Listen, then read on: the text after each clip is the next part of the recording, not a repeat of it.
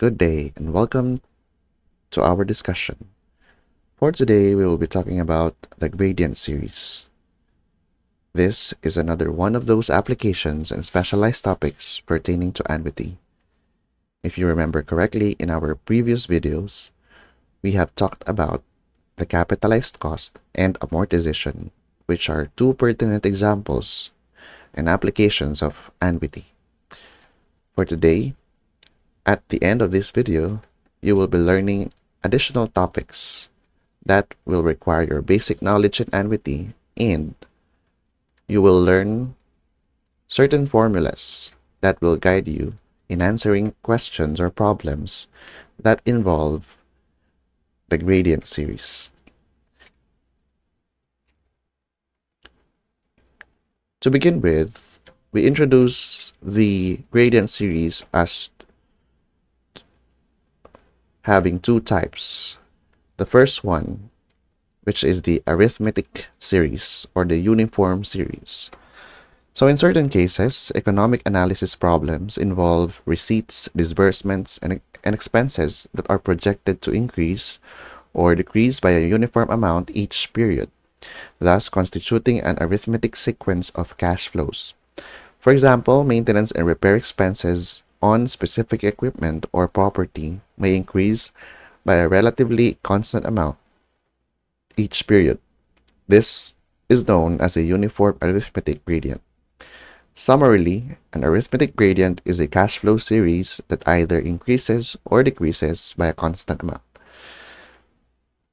So as to base this on reality, the majority of costs that we experience in engineering are not really constant.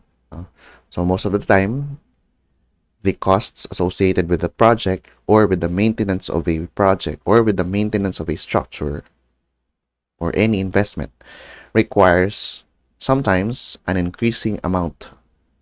Okay, as mentioned in here, one of the examples would be the maintenance cost of an equipment or of a property.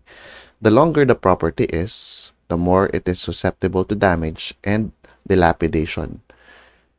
And the more it is susceptible to damage, then the greater the cost of the maintenance, like repaint or repair or any other thing that we use to preserve the quality or the functionality of an equipment or a structure. So, yung una nating example is yung tinatawag nating uniform series. No? In our mathematics discussion, we know that arithmetic series and geometric series vary by their differences. When we say arithmetic series in our mathematics subject, an arithmetic series has a constant difference. That means for the series of numbers, no, they will have a constant amount added to the when compared to the previous number. So for example, that is 500, 1000, 1500, 2000, in which we notice an increase of 500 for each number. So that is an example of the arithmetic series. So how do we visualize an arithmetic series? Okay, this is very important because in the construction of a cash flow diagram, we should always know on where the present value and the future value of something is. Just like in the case of annuity, where the present value is always assumed to occur one period before the first payment, and the future value is located and coincident with the last payment. So how about in a uniform gradient or an arithmetic gradient? So we notice in here that we don't have any values for 0 and 1. Okay? And that is a strict requirement in uniform series or in the usage of the formula associated with the arithmetic series. Okay? So take note that you should always take the first period to have a blank cash flow. Okay, so this one right here. But in the counting of the periods, it will be included. No, so Where is it located? Where is the present value located?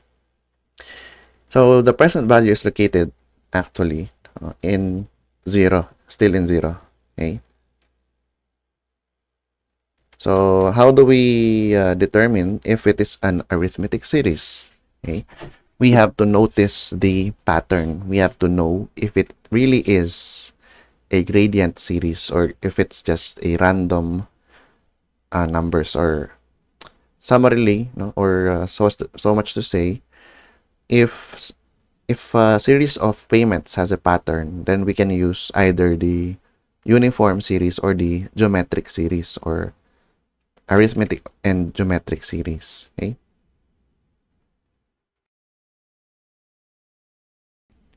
However, if not, no, if we don't notice any pattern, then what we suggest is to use the cash flow diagram and use the compounding or the jump formula. Okay. So actually, if the payment is just like 2 to 3 payments, then it's very much advisable to just use the compounding kasi mahaba yung formula nito, no? So, saan lang natin gagamitin ito? Gamitin lang natin siya kung kinakailangan nating mag-account for, no, maraming payments. So, let's say, sinabi niya 50 payments, tapos yung first payment is ganito, and it increases by a certain amount, a constant amount, no, every payment. So, pag 50 na ganun, no, it is taxing, no?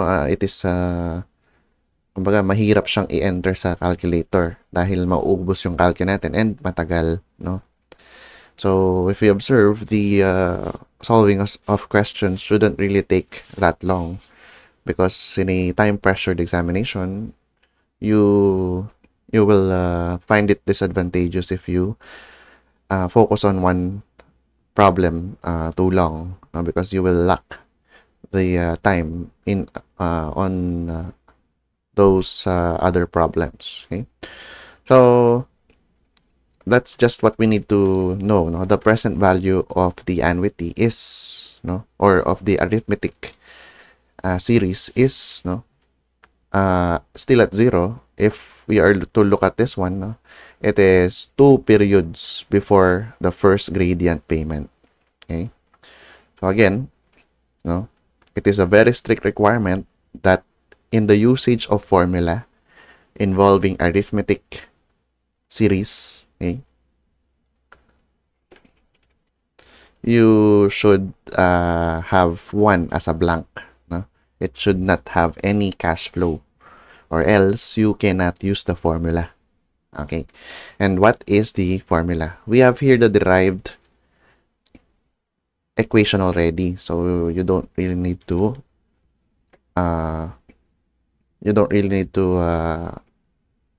derive it while you're solving. So you just need to memorize this particular example. Okay, and also I'd like to offer an advice to just have it g over I, no, instead of g times 1 over I. Okay? So that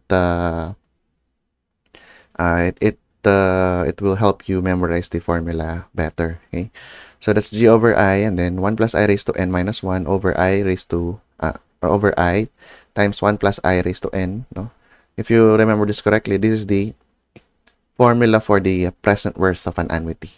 Okay, so defining the variables in here, no, the g, no, is the, or the variable g is the gradient. No? It is the constant amount that is added to the payments. Okay, so how about the letter I? No, it's still the interest rate.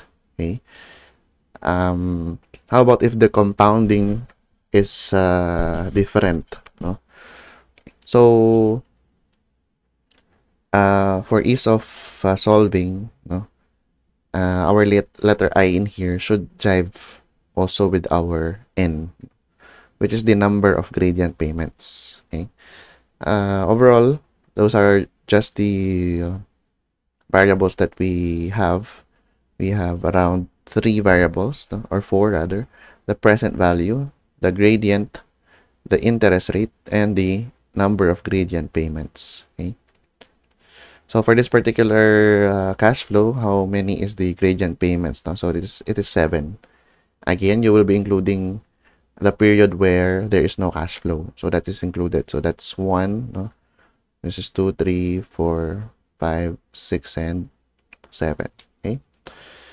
So also a repetitive reminder that the I must be, or the interest rate must be in coordination with the period. Okay. Otherwise, you will get an incorrect answer. The term in braces in the above equation is called the gradient to present equivalent. Okay. So when we say gradient to present equivalent, okay, ito yung sinasabi natin, yung nasa loob ng bracket. That is 1 plus I raised to n minus 1 over I, 1 plus I raised to n minus n over 1 plus I raised to n. That is the gradient to present equivalent conversion factor. Okay. So we also have the formula for the future. Okay.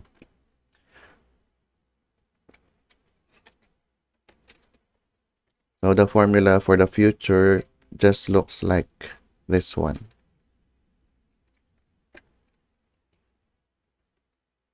Okay. So if you notice in here, we can actually see yung 1 plus I raised to n sa ilalim. No? If we factor that out and multiply it by p, then that becomes our finding f when given g. Okay.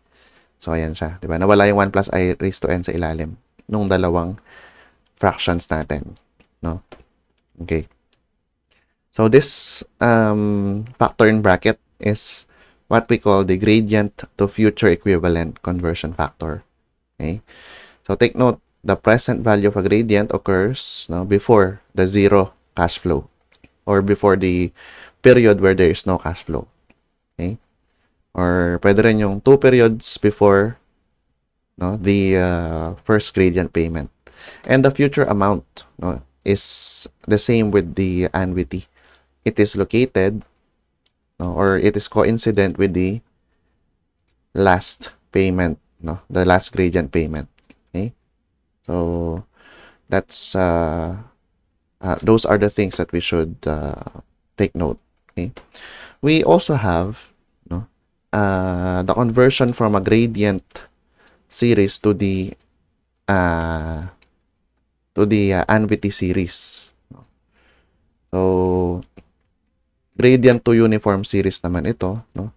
This is used when instead of paying for an increasing amount, we want to pay for a constant amount, just like what we studied in the annuity topic. Okay, so this is what we call the gradient to uniform series conversion factor. No? So it involves your A, no, is equal to G, 1 over I minus N over 1 plus I raised to N minus 1. Okay, but as I mentioned, no, this formula 6.2, you don't really need to memorize that one, because if you know the present and the future equivalent of an arithmetic or a geometric gradient, then it becomes easy, because you just need to use the cash flow diagram. Anyway, the present amount or the present value of a gradient, when you know that, you can substitute that into our annuity formula, which is finding A given P. No? So no problem with that. What I suggest is to memorize just these two, no? Which is the present equivalent of a gradient and the future equivalent of a gradient. Okay. So again, there is a particular note in here. So sabi niya, be sure to notice that the direct use of gradient conversion factors applies only when there is no cash flow at the end of period 1. There may be an A amount at the end of period 1, but it should be treated separately, as will be illustrated in the examples later. No? So, kunyari, merong amount dito sa 1. No? So, ang gagawin natin, ihiwalay natin siya ng analysis. Kailangan mag-zero yung amount na nandito sa 1 para magamit natin yung formula for gradient. No? So, dito. Okay? Alright. Without further ado, let us begin with the sample problems. Okay? So, we have in here the first sample problem. A loan was to be amortized by a group of 4 end-of-year payments, forming an ascending arithmetic progression. The initial payment was to be 5,000 and the difference between successive payments was to be 400 pesos. But the loan was renegotiated to provide for the payment of equal rather than uniformly varying sums. If the interest rate of the loan was 15%, what was the annual payment? Okay. So, if we are to solve for this problem, of course, we would need first to draw our cash flow diagram. Okay. So, how does it look? Well, it looks like our previous lessons. No? So, just need to draw it to detail. Okay. So, we have 4 end-of-year payments. No? So, if it's payment, it is downward. No? Okay, so we have 1, 2, 3, and 4. Okay. So if we are to analyze this one, no? So there's a 5,000 here. Okay.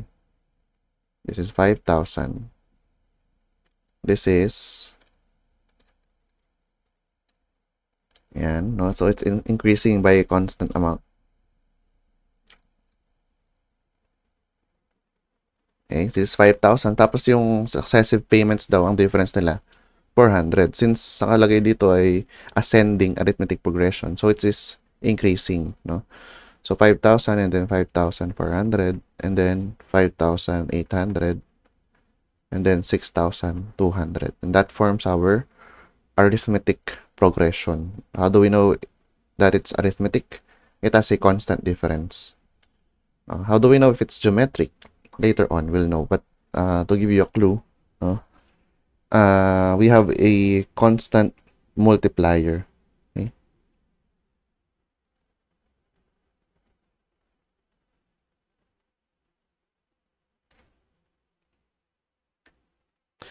All right. So we have here the question. The loan was renegotiated to provide for the payment of equal rather than uniformly varying sums, sabi niya.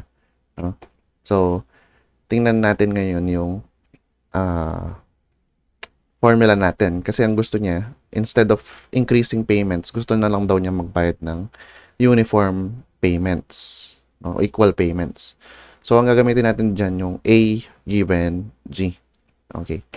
Now, if we are to observe this cash flow, as mentioned, if you are to use the formula, kailangan wala daw flow dun sa first period to sa end of first period. But there's a flow in here, So how do we use the formula, or how do we manipulate the given so that we can use the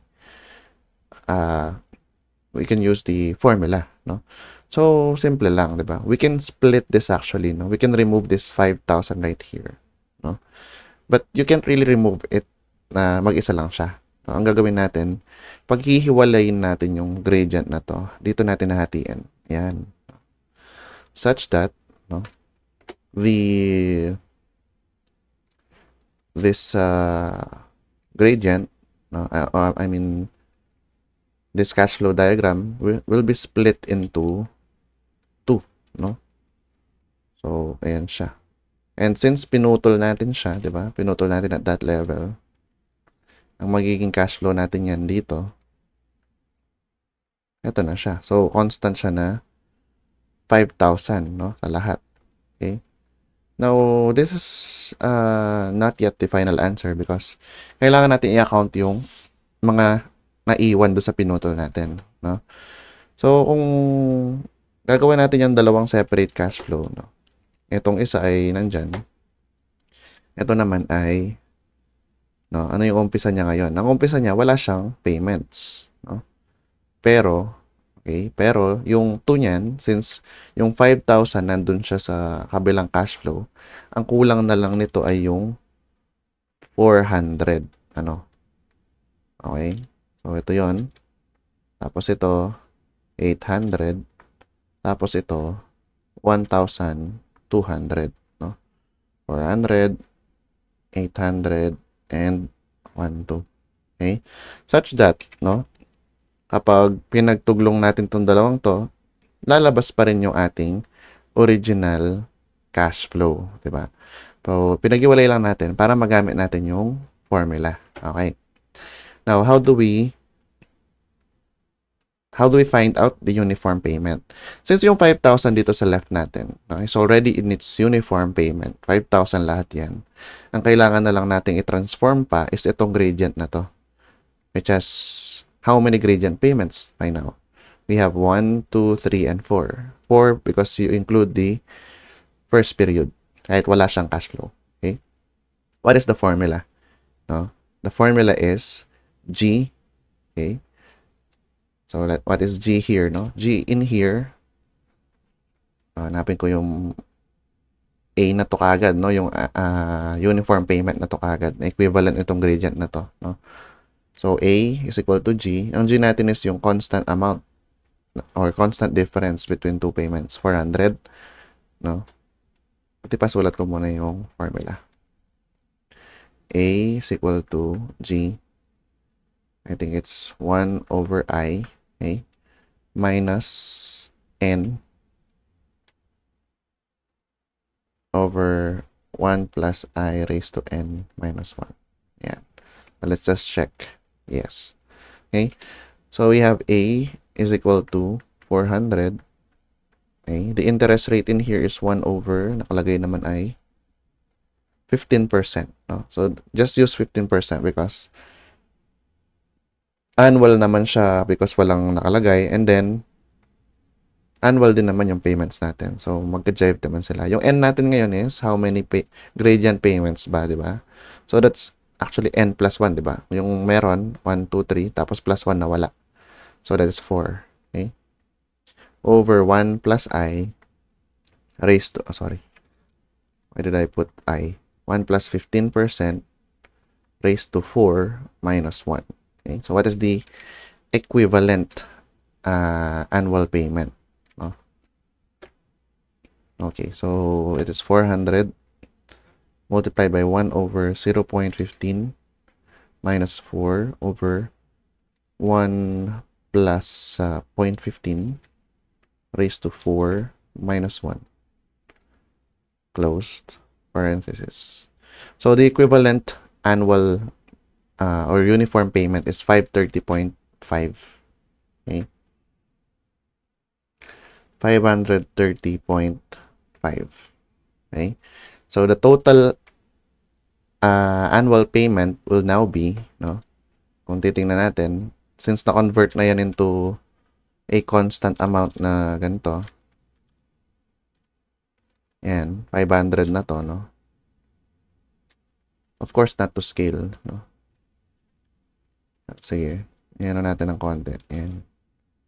Yan. So, na-convert natin yan into itong annuity na to, no? Which is 530 ba to? 50 pesos. Okay? So now if we are to add this here, no, the total equal payment would now be, no, yun siya. Okay? This is now 5,530.50 for 4 years. Babayaran niya yun for 4 years. Okay? So, ganun lang naman, 'di ba? Anong ginawa natin? No, ginamit natin yung formula, no? So, paano natin nagamit? No? Transform natin yung ating cash flow para ma-fulfill natin yung requirement na wala dapat cash flow dun sa end of period 1. Okay? So, that is how we do it. No? Now, are there other methods? Of course, no? It's not limited to this formula. In fact, this is the most difficult way of doing it, no? Sabi ko nga pag 3, 4 payments, 5 payments, no, you just use compounding, no? Okay lang, no? So, what you need to do is to, no, to transport 5,000, 54, 58, and 62 to 0. Then you will get the present value at 0, and then you use that to redistribute it again, no, para maging siyang annuity. So, probably let's do it, ano? So, dito, no, i-correct ko lang 5,000. So, the total annuity is now 5,000 plus 530.5. Answer is 5,530.5. Okay.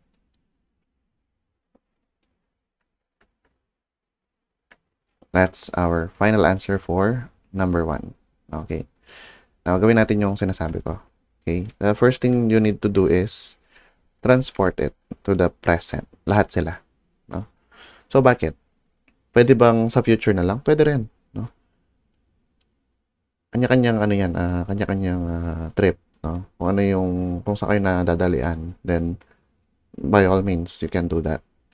You can get the present equivalent of this. Just take note that the present equivalent is right here. Or you can get the future equivalent, which is right here, coinciding with the last payment. No? Either way, you will be getting 5,530.5. No? So let's prove that. So I'm gonna get the present value of all this. No? So that's 5,000. Since you're moving it, no, one period before, no, you have to use a negative exponent. 1 plus ano yung interest rate nito? 15%, no, raised to negative 1 plus 5,4, 1 plus 15% raised to negative 2 plus 5,8, 1 plus 15% raised to negative 3, okay, plus 6,2. Okay, so ito naman ay negative 4, no? Okay, so now let's compute for the present value of this annuity, no? So pasok lang natin 5,000 multiplied by 1.15 raised to negative 1 plus 5,4, 1.15 raised to negative 2 plus 5,8, 1.15 raised to negative 3 plus 6,2, 1.15 raised to negative 4. Okay. So it is 15,789.47. Okay. So P is equal to 15,789.47. Okay. So we computed for the present value of this gradient, which is at 0. Now, our goal is to turn it into an annuity. No? And if we turn it into an annuity, saktong-sakto nasa 0 na siya. So yung first equal payment will begin on 1, no? Which is what we're looking out for, no? 15,789.47, no? Which is the present. Pasok natin siya doon sa formula na P is equal to A 1 plus I raised to N minus 1 over 1 plus I raised to N times I. Okay? So, no need for any compounding since nag-coincide, no? Okay, so we have 1 plus or 1.15, no? How many payments do we like, no? 4. Apat pa ring bayad, pero pantay-pantay lang. Okay? As opposed dun sa current situation niya na pa-increase siya ng 400. No? So, 1.15 raised to 4 times 0.15. Okay, no? So we should be able to get 5,530. Okay, which is the case. No? Our annual payment is still what we solved for earlier. No? 5,530.50. Okay. So that's one method, no, to solve also for this. Okay. So another, no, pwede pa bang iba, no? Actually, itong method na to, no, itong 5,000 na to na paulit-ulit, no? Pwede rin natin yung gamitan ng sigma notation, no? So, asa ba yung sigma notation dito? Itong shift log, di ba? So, yan ay, di ba, pag paulit-ulit siya, no? So, ano yung magiging formula natin, no? So, gawa lang tayo. Paano ba? Kailangan yung first term ko ay 5,000, di ba? 5,000. Okay? Tapos, no? Kailangan dumadagdag siya ng 400 kada term, di ba? So, ang gusto nating mangyari, no? Magkaroon tayo ng parang program dito sa calculator, no? So, paano ba na kapag ipasok lang natin dito, tapos, let's say, from 1 to 4, ganun, no? Ay makukuha na natin yung present value niya. So, ganito lang yun. Isipan nyo lang siya ng formula. Pero, kumbaga, ano to tawag dito. This is a staple, no? Pare-paras kasi ang gradient. So, ito yung actual niyang or yung usual niyang forma sa calcu. So, ang kukunin nyo dyan, yung 5,000, which is yung first payment, no? Yung 5,000. Tapos, paano siya magiging na kapag nilagyan natin ng negative 1, 5,000 pa rin siya, no? So, siguro, ang pwede natin lagay, no? 5,000 plus 400, diba? Nag-increase ng 400. Pero ito ay x plus 1. Bakit? No? Para nang sa ganun, pag naglagay tayo ng wait lang. Pag naglagay tayo ng negative 1, diba? Negative 1 plus 1, 0. So, pag nag-negative 1 tayo dito, no? Pag nag-negative 1 yung start natin, okay? Ang function kasi ng sigma is isa-substitute niya lahat ng x, no, na tinarget mo. Let's say, nag-umpisa ka ng negative 1 to 4, no, dun sa ating, yan. Okay? Ayan. Yan, 1 to 4. So, isa-substitute niya yan yung 1 to 4 dito, no? So, kung 1 ito pala, dapat ito ay minus 1. Yan, no? So, 5,000 plus 400, x minus 1, no? Tapos, ito niyan ay yung amount pa lang, di ba? Yung wala pa dito yung 1 plus 15, no? So, lagay natin. Okay, close natin, no? Tapos, 1 plus 15%. Okay? Ano yun? Raised to, no? Kung titingnan natin, negative 1 yan. Pero ang ating in-enter dito ay 1. So, gawin nating negative x. So, ngayon, kung maayos yung programming natin ng sigma, no, notation, masulat ko dito, no? So, using the sigma notation, using sigma, okay? So, sa sigma natin, ang formula ng arithmetic or uniform, arithmetic na lang, no? Para di natin ma-confuse yung uniform dun sa anvity. Okay? So, sa arithmetic payment, okay? Sigma natin, no? Tapos, yung target natin na x, no? At yung end nating target. So, think, alam nyo naman yung tinutukoy ko dito, no? Pero yung pinaka-formula natin must be, no? The first amount, siguro pwede natin lagay, payment 1 na lang, no? Or, paano ba natin maano yun? First payment, kako na lang, para pala, okay? First payment, plus, ano ba to? Ano natin yung pinrogram natin? First payment plus gradient, no? Multiplied by x minus 1. Yan. Tapos, 1 plus I raised to negative x. Yan. So, anong kinukuha nito? Yung present value, no? Ng isang gradient, no?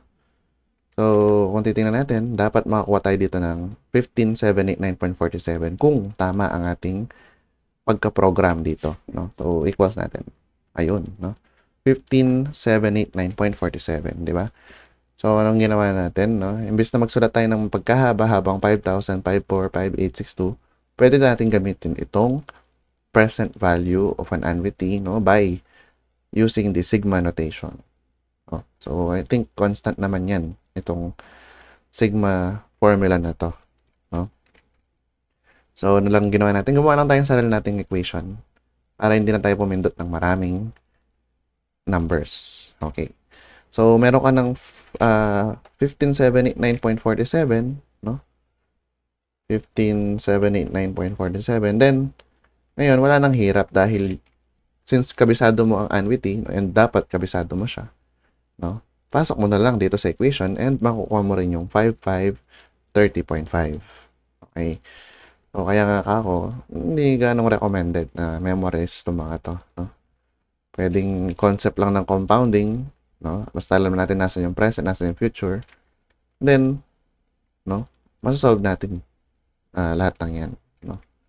So, that is for number 1. Ang tanong lang naman sa number 1 what was the annual payment, no? Na pantay-pantay instead of using the gradient. Okay? So, let's go to number 2. So, for number 2, we have here, no? A cash flow is as provided below kanya. So, klaro naman sa atin na nangyayari ay descending, no? Tapos, descending arithmetic payment siya. Ang difference niya ngayon is 1,000 pesos. Yun yung ating G, no? So, kung titingnan natin, pinapa-calculate sa atin yung present equivalent, no? So, kung dodrawing natin yung cash flow, sakto ko na lang na 4, no? So, dito si 0, 1, 2, 3, and 4. So, pababa, no? Ngayon, okay, yung equation kasi natin ng arithmetic, no? Yung formula natin, okay, yan ay ginawa para sa isang ascending na arithmetic series, no? So, kung titingnan natin ito, okay, descending siya. So, hindi mo magagamit yung formula. Ano? O, tingnan natin. Pero pwede ba natin gamitin, no? By manipulation ng data or ng cash flow natin, no? Pwede natin gawin, no? So, you have 8,000 here. You have 7,000. You have 6,000. And for the last payment, you have 5,000. Okay. So, ngayon, paano ko ma-convert to na pwede ko pa rin gamitin yung formula, no? Well, by the way, we can use the sigma notation already here, no? Pa-calculate mo yung present equivalent niya, saktong-sakto siya dyan, no? So, sigma notation, kung titingnan natin, ang gradient ng dalawa ay negative 1,000. No? Yun yung constant difference nila, no? Kung gagawin mo lang negative itong G na to. Okay. Since 7,000 minus 8,000, negative 1,000, diba? So, sige, gamitin muna natin yung sigma notation. Using sigma. Okay? Para alam natin na tumatama tayo. P is equal to, no? Again, kung sigma tayo, no? Yung first 8,000, diba? Okay? Tapos yung constant difference is nababawasan siya ng 1,000. So, instead of positive, negative 1,000. Times x minus 1 pa rin ba to, no? So, testing natin. Pag 1 ito, 8,000 yan. Pag 2 ito, no?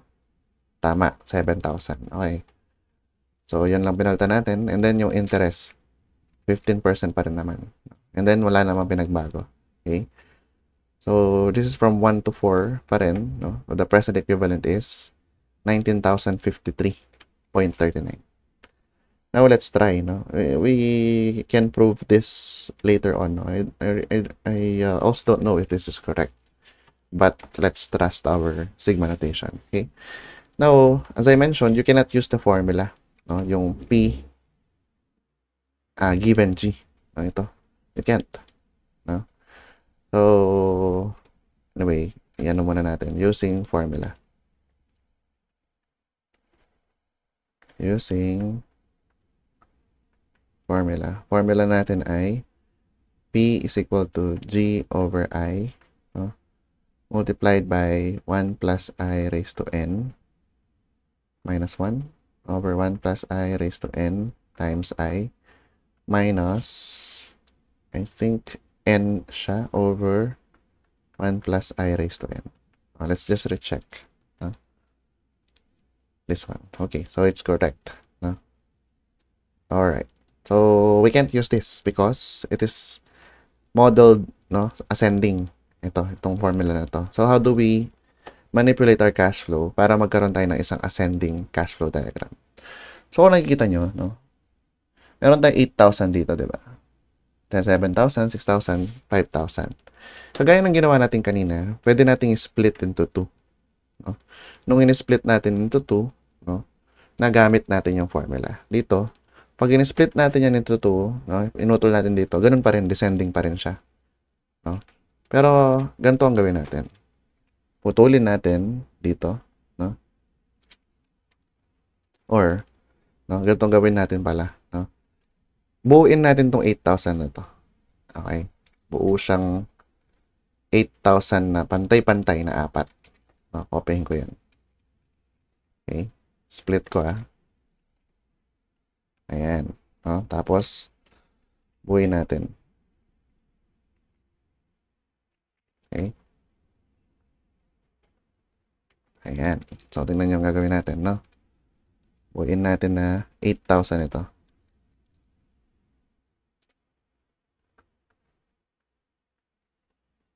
Okay. Ngayon, nabuo natin siyang 8,000. Paano natin ma-represent na ganun pa rin yung ating, hindi natin pinalitan yung mga given. No? So, ganito lang gagawin natin. So, 8,000 para maging kamukayan nito, no? Ang gagawin natin, ito yan siya. No? Titingnan natin.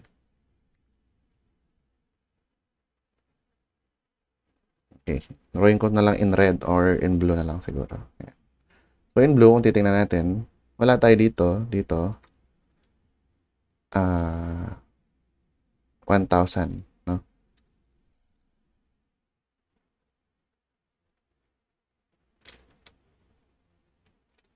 Late lang pala siya. So, 1,000.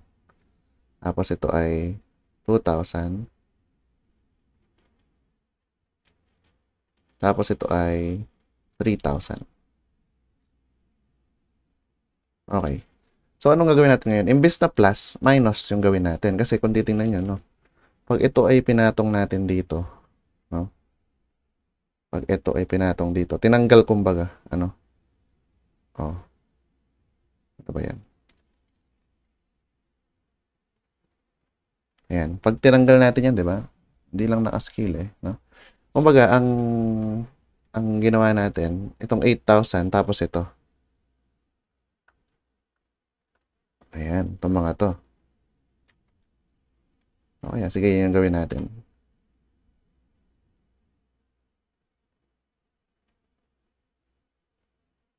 Ayan, no? Yung pula na yan. Okay?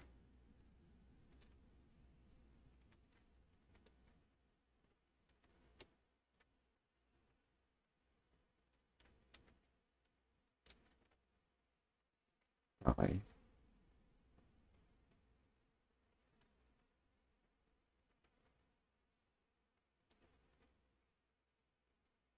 Okay? So, naintindihan ba? No?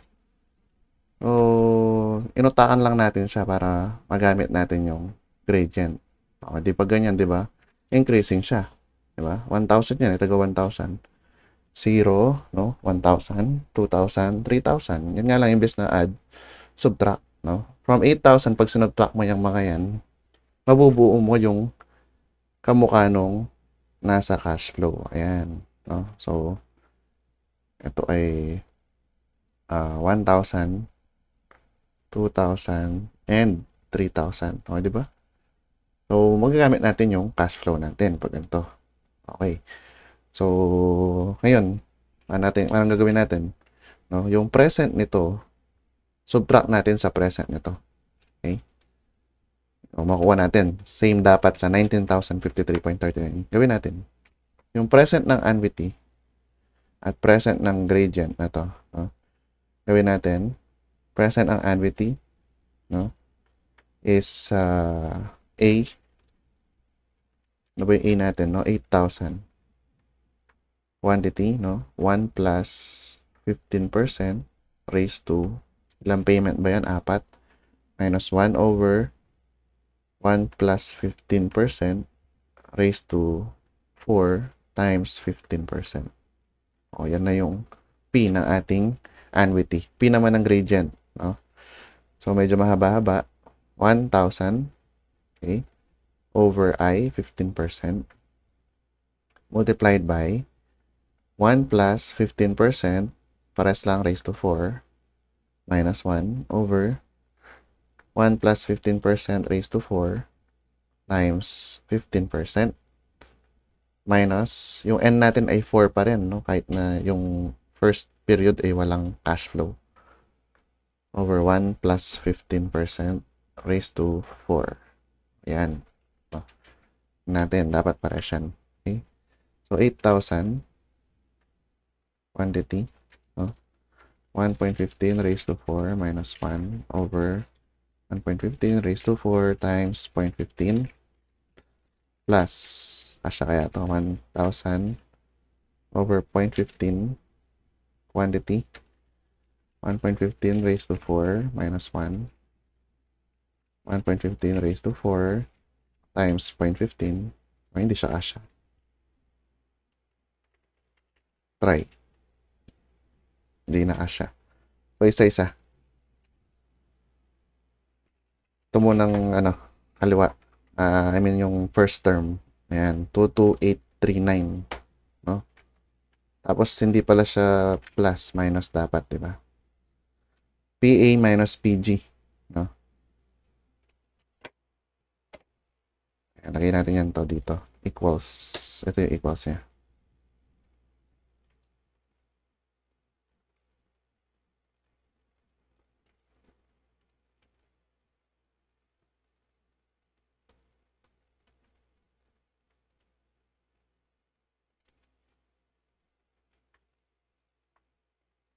Okay.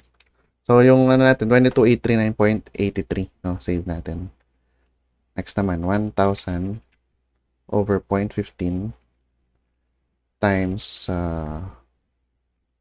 1.15 raised to 4 minus 1 over 1.15 raised to 4 times 0.15 minus 4 over 1.15 raised to 4 close parenthesis.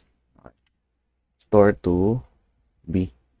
So, dapat ang lumabas 19,053 or closer. No? Ayun, no? 19,053.39. Saktong-sakto. No? Parehas na parehas. Okay? 19,053.39. So, in this case, syempre, kung we're running out of time, ang mas madali, syempre, ay yung sigma notation. Kaya sa mag-analyze pa tayo ng isang annuity minus isang gradient, no? So, kaya ko tinuturo din yung other ways of solving, no? Para may choice kayo, no? So, yun lang naman yung using cash flow, no? Using sigma at using yung formula. O, kung using cash flow naman, yung babalik mo tong mga to 8,000, negative 1 ang exponent, 7,000, negative 2, 6,000, negative 3, 5,000, negative 4, no?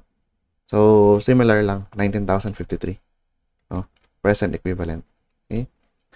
So, next, tingnan naman natin, sabi niya, find the present equivalent. Oh, similar lang yung number 3 sa number 2, no? Ang karagdagan lang niya, pinapakuha niya yung equivalent annual payment nitong gradient na descending, no? Or decreasing. Okay? So, yung number 3 natin ay we will leave that for you to answer, no? And then you can compare with your classmates, no? So that you will be learning on your own, okay? Para hindi lahat ay sinusupply sa inyo, no? So, let's answer number 4, no? In number 4, we have, no, suppose that certain end-of-year payments or cash flows are expected to be 50,000 for the second year, 100,000 for the third year, 150,000 for the fourth year, and if interest is 15% per year, it is desired to find A, present equivalent at the beginning of the first year, B, uniform annual equivalent value at the end of each of the 4 years. So, gagamit na lang ako dito ng sigma notation. No? Okay? So, anyway, ako nga, sarili-sarili tayo ng method. No? Mas mabilis siya kasi tatlo lang naman yung pinag-usapan dito. Kung titingnan nyo, walang cash flow sa end of first period. Pasok na pasok siya dun sa formula natin. No? Baga, no need to adjust, no need to analyze further. Kasi, kung titingnan nyo, sabi niya, 50,000 sa end ng second year. So, 50,000 dito. Dito, 100,000. Dito naman, 150. Okay? Ayan. So, pasok na pasok siya doon sa formula. Kung gagamitan mo siya ng formula, no? Tama ka dito, no? Tatama ka. Okay? So, gamitan ko lang ng sigma, no? 50K, 100K, and 150K. Okay? So, 50 multiplied by, sigma pala. Shift, sigma, no? Okay? Ang first payment ko ay, ilan? Wala yata, no? Wala. 0 plus 50,000 which is nag-increase by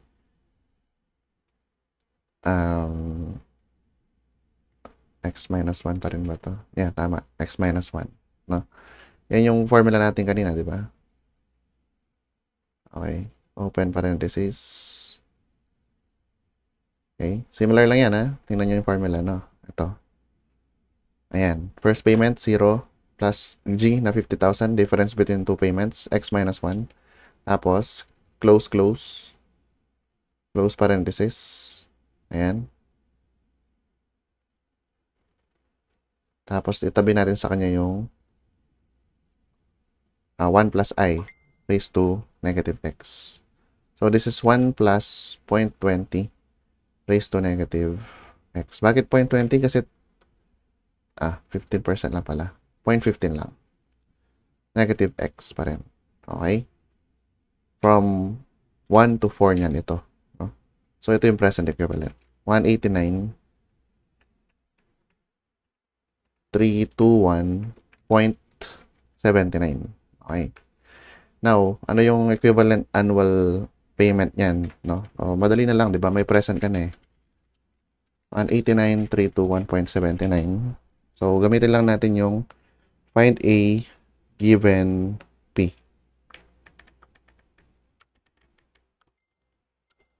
So, find A given P, no? Variable natin si A.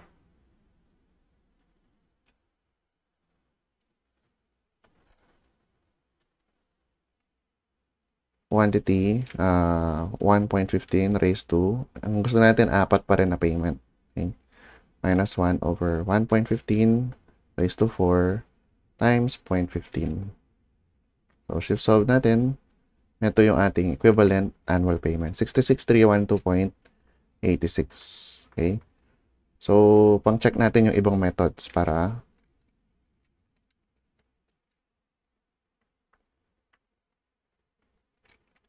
okay. So, check natin ngayon using formula since pasok na pasok din naman siya sa formula.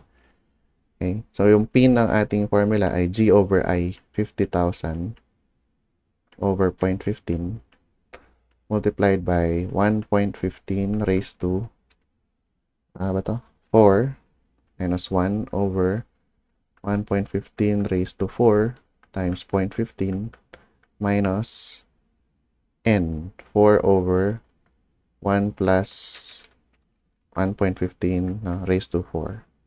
Ayan. Check natin. 50,000 over 0.15. Fraction ay 1.15 raised to 4 minus 1 over 1.15 raised to 4 times 0.15 minus 4 over 1.15 raised to 4. Ayan. So, ito yung present value. Di ba? Same. 189,321.79. 189,321.79. 79. How about the, yung direkta na equivalent, no?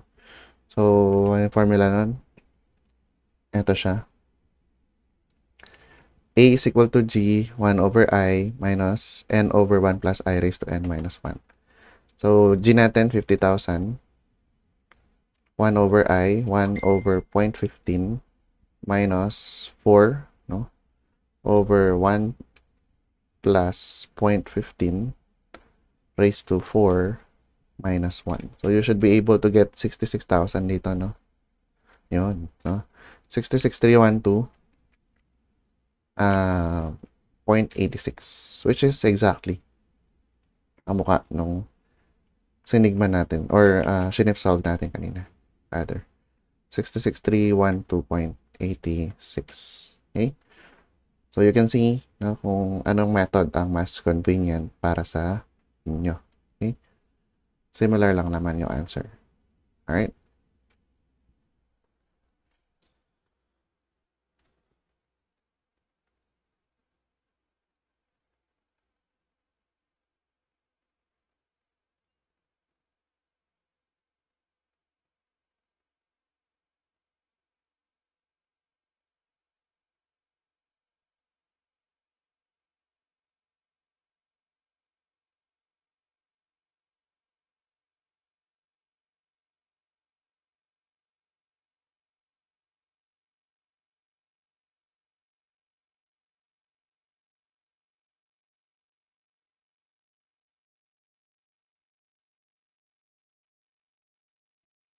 Okay, let's proceed to the fifth example.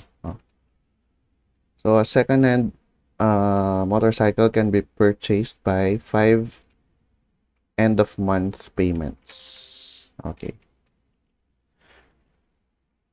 The first payment would be 5,000 and would increase by 500 every payment. Should a buyer opt to pay it at once rather than by installments? So, how much would it cost him if money is worth 6% compounded quarterly? So, first question is, sabi niya, should the buyer opt to pay it at once rather than by installments, no? Or, I mean, di siya question, no? Sineset niya yung scenario, no? So, kung installment daw, how much would it cost him if money is worth 6% compounded quarterly? Okay. So, kung titingnan yung quarterly, no? Yung compounding frequency natin at yung periodic payment natin, hindi sila magkaparehas, no? So, ang gagawin pag ganito, i-convert nyo muna yung 6% compounded quarterly into monthly, no? Para tama tayo sa sagot, no? So, cash flow muna natin.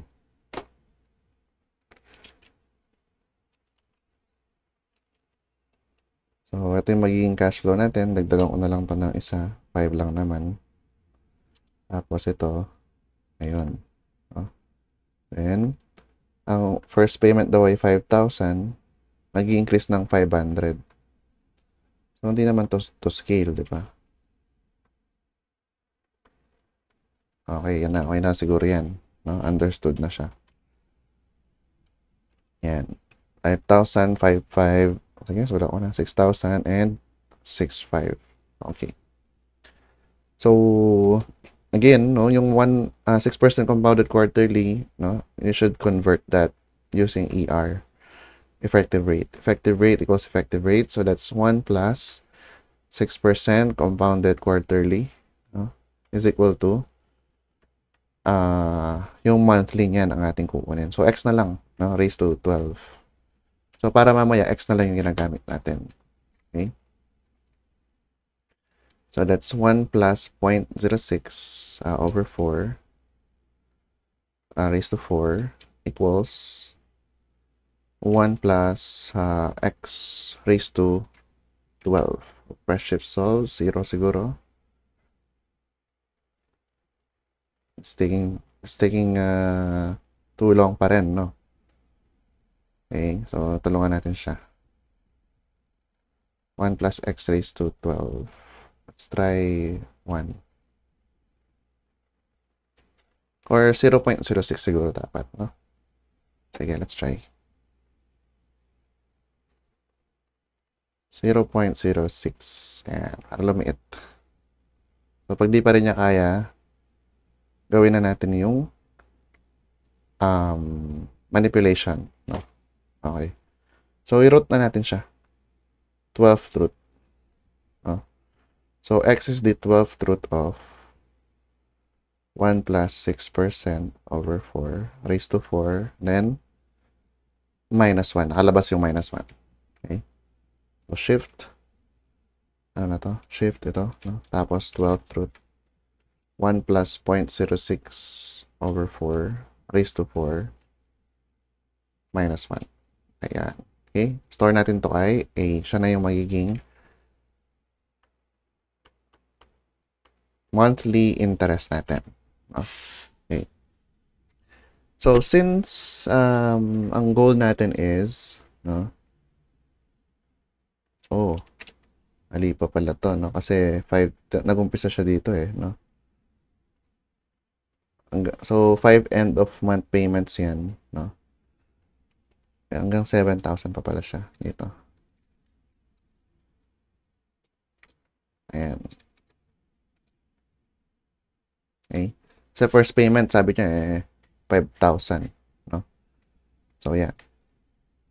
Okay, so the question is, how much would it cost him if money is worth 6% compounded quarterly, no? Kung minsan daw niyang babayaran. Ibig sabihin, sa zero, hinahanap natin yung present amount nitong ating annuity. So, kung titingnan natin, no, hindi mo magamit yung formula kasi may 5,000 doon sa 1. So, mas convenient gamitin yung sigma. Okay? So, yun nga lang, dapat tama yung interest natin. No? Okay? So, sigma natin.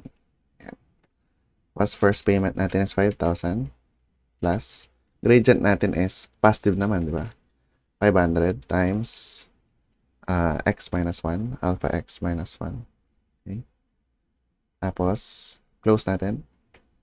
Interest natin ay 1 plus a, di ba?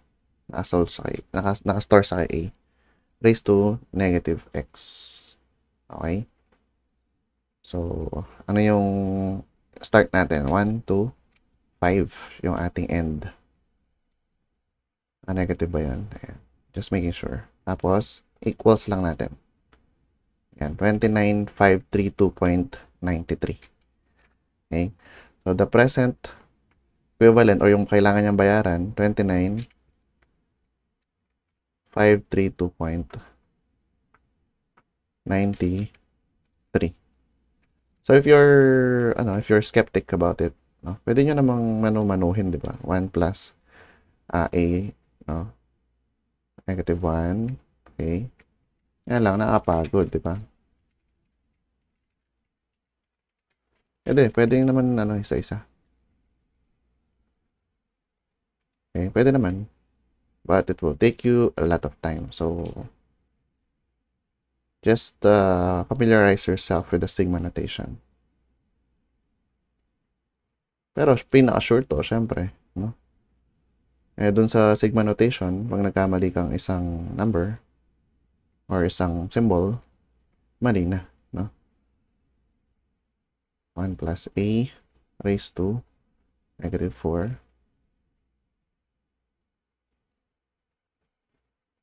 still negative 5.